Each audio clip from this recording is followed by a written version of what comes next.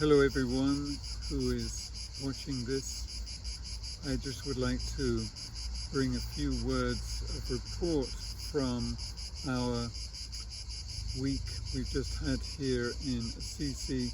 about the theme of the book of Revelation, the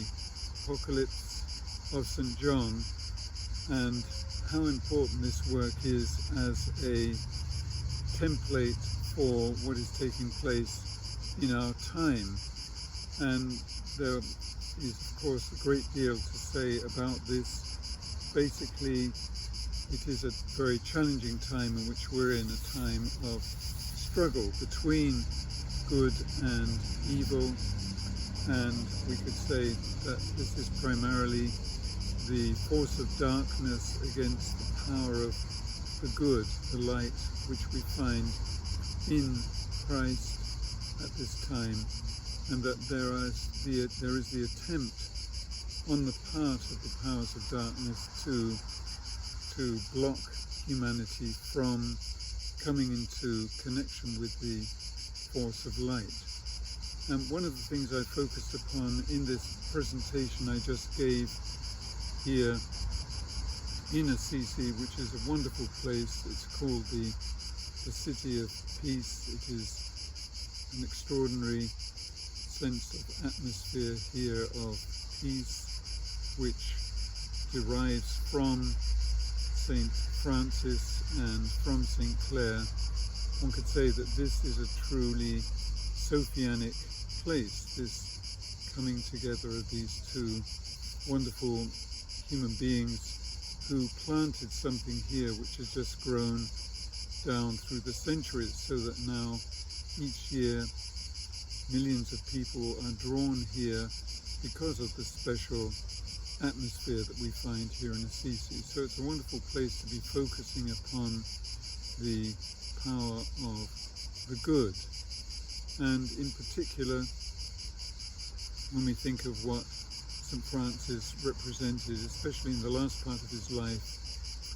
after receiving the stigmata, the visible signs of the wounds of Christ, where he was radiating out divine love. And his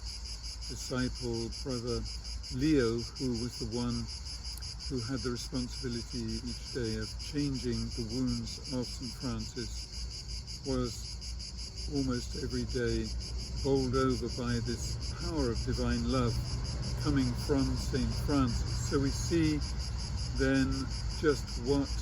is possible for one human being, or together with St. Clare, two human beings to create in the world. And this is an inspiring example for us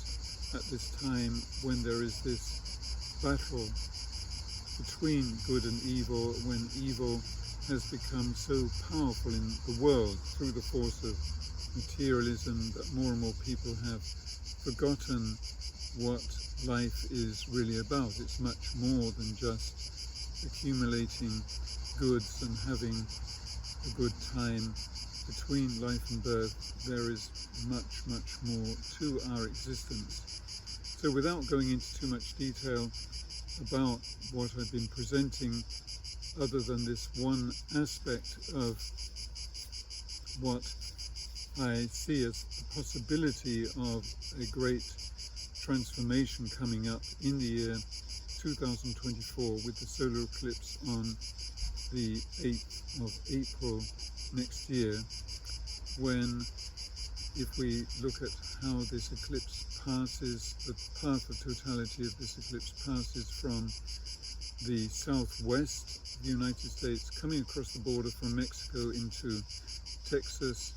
and crosses through the United States and leaves into Canada in the northeast. And we have to consider also the preceding great American solar eclipse from August the 21st of the year 2017. So not quite full 7 years in between these two eclipses, but let's say from 2017 to 2024, this period of almost 7 years. has been a time of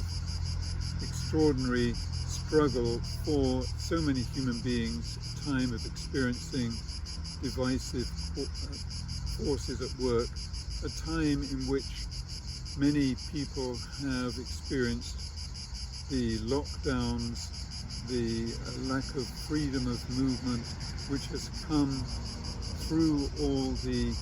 things connected with the priest in this period of time, particularly since the year 2020, since December 2020, and how now at the present point in time we appear to be relatively free, but the great struggle, the apocalyptic struggle between good and evil, is continuing. And what we can think of in this connection when we think of the upcoming great American solar eclipse on April the 8th, 2024, and looking back to the eclipse on August the 21st in 2017, remarkably that eclipse passed from the northwest of the United States, from Oregon to the southeast to South Carolina. And what is very interesting then is to see that the path of totality of these two eclipses will create a cross over the United States. And the cross, of course, is the sign of Christ. We could say this battle is essentially that between Christ as the power of good, the power of the light, the power of life, and the force of darkness as the power of evil, darkness, and death. So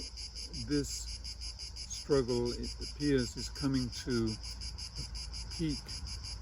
on April the 8th next year, when there is the possibility through this form of the cross over the United States that there can be a transition. And in meditating upon this, what I've come to is that this might be the time that is referred to in the book of Revelation in chapter 1, where we read the words, "Behold, he's coming in the clouds." Clouds, we can say that is the atmosphere of the earth, and this time of the eclipse is something that is appearing, this cross, in the atmosphere of the earth. "Behold, he is coming in the clouds, and every eye will see him." So when we think of Christ coming 2,000 years ago, just a relatively small number of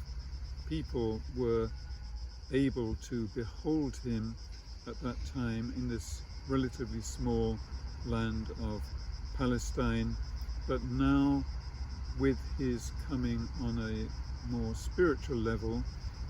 as this great being of light, that the possibility arises that he can appear to every human being on the planet. That will make sense of these words in the book of Revelation, "and every eye will see him." And in my meditation upon this event,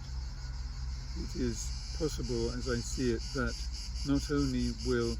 everyone simultaneously behold Christ spiritually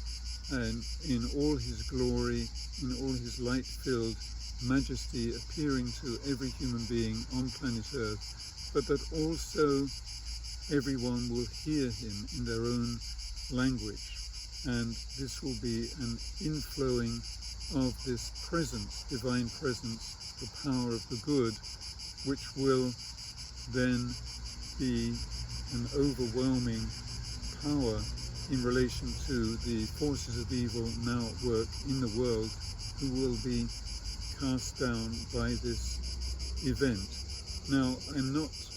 prophesying in the sense of saying that this is a definite happening. I'm saying it is a possibility. And in speaking of this, I want to give some hope and sense of this battle, that the power of the good will prevail, as is stated in the book of Revelation, which was revealed by Christ to John on the island of Patmos, and that Christ, as he said of himself, I am the way, the truth, and the life. So that this is the truth that is revealed in the book of Revelation, that this is possibly what will come to take place on April the 8th next year. Interestingly, another great prophet, Rudolf Steiner, in the early part of the 20th century, spoke of a coming world Pentecost, when everyone would have some profound experience. So what I've just spoken of might possibly fit with Steiner's description of a world Pentecost as a profound event for the whole world, whereas Pentecost 2,000 years ago was for a relatively small number of people. And another great spiritual teacher, the Bulgarian teacher Peter Dunov, also known as Duno, spoke several times about the coming of a great wave of love. So we could envisage something streaming in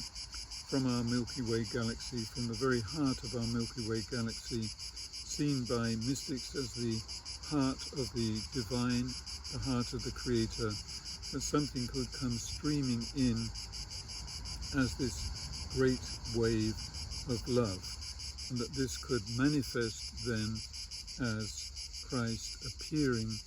to every human being. As it says in Revelation, every eye will see him, and I believe we can add to this, and every ear will hear him, that he is the divine word who will have the power to speak the appropriate words to every human being, so that everyone will hear what they need to hear from this great being of divine love, who we call Christ, this great being who sacrificed himself for the earth and humanity 2,000 years ago, and is coming again now in a new form where he can manifest to the entire world. And in conclusion, I would also like to add that Christ is now working together very strongly, very closely with the being we call Sophia. The work of the Sophia Foundation is dedicated not just to the work of Christ, but also to the work of divine Sophia, who we can envisage alongside Christ, working together with Christ as the power of divine wisdom. Sophia, translated from the Greek, means wisdom, and who holds the plan of evolution for humanity, just as Christ is the manifestation of divine love, so is Sophia the manifestation of divine wisdom, and that they are working together very strongly, very closely at the present time, and that this is also a presence, that of divine Sophia, whose manifestation in the earthly realm is growing stronger and stronger as we approach the age of Aquarius, when Sophia, when the age of Aquarius begins, will incarnate upon our sun within our solar system and will ray out a healing power for all human beings upon the planet. So in a way, we could say that Christ's manifestation in this supersensible form in all his glory could prepare the way then for the coming of Sophia as a healing power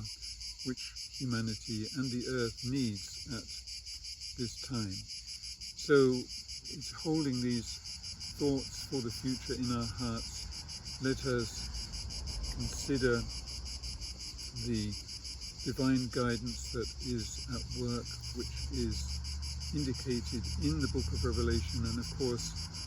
after this present time, which I spoke of this week as being essentially the time of chapter 13 of the book of Revelation, that there are many more chapters leading us into the future to what is called there the Heavenly Jerusalem, which is the result of the sacred wedding of Christ and Sophia, Christ as the creator of the new earth and Sophia as the one bearing down the new heaven and the new earth united together as the Heavenly Jerusalem. This is the true future towards which we as humanity is evolving, and this I believe is shared by very many people connected with the Sophia Foundation, and these words I've just spoken are intended as an encouragement to everyone for the future to go through this difficult time of challenge, that with the assurance, according to the book of Revelation, we will come through and humanity will triumph. So with these words, I'd like just to send my love and blessing to everyone listening, and to thank the work of the Sophia Foundation, and to say goodbye and God bless you.